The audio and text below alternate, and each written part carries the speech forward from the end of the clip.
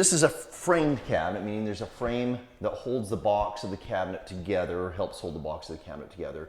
And then the doors and drawer fronts are set inside again or flush with that. I can talk a little bit later about how you can achieve this in a much less expensive way using frameless cabinets. It just doesn't look quite the same. This is a very craftsman or custom or really high-end look. But there are cons to it. So let's talk about the main pro to it. Of course, is the aesthetics. Is how it looks.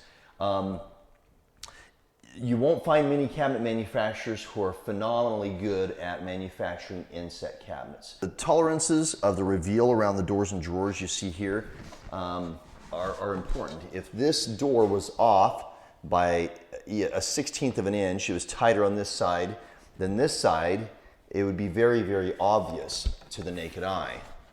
So I would caution against just going with any cabinet company that offers inset. Okay, make sure that you see a project that they've done and whether or not you think that the workmanship meets your liking.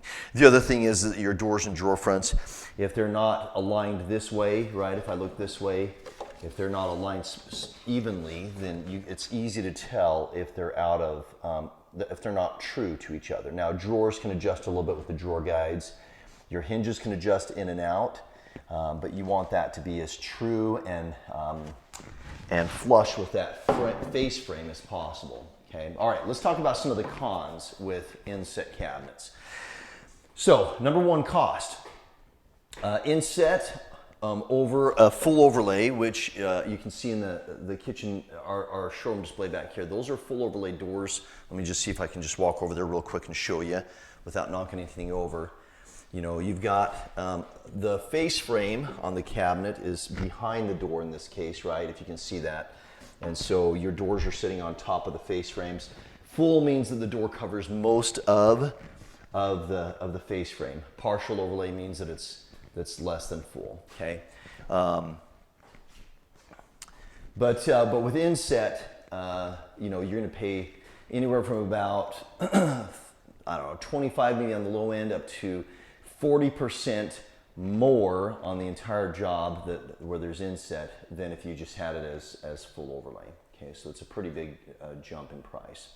Second, minor detail, but I just want you to be aware of it, and I've got this vanity to demonstrate here. And I'll put some pictures, by the way, up on the video of other projects that I've done in the past that are inset.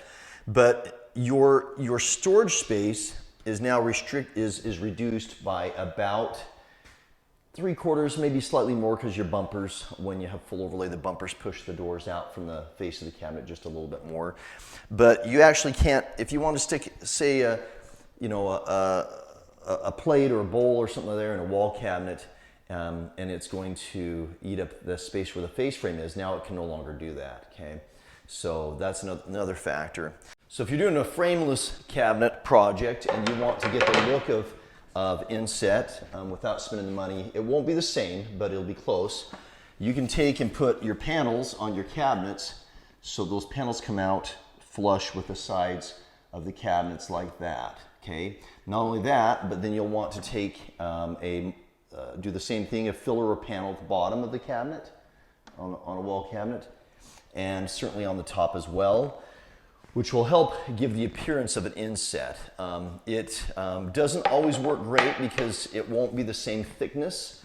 You'd have to spend quite a bit more to get that 1.5 inch face frame thickness. But it's one way to get that look if you really like the look without spending the exorbitant cost. So work with your cabinet shop. And of course, at HingeWorks here, we catered contractors. We'd like to help you out. Subscribe so you can see more stuff and comment and ask questions, and let's see if we can help you out. Thanks so much for watching.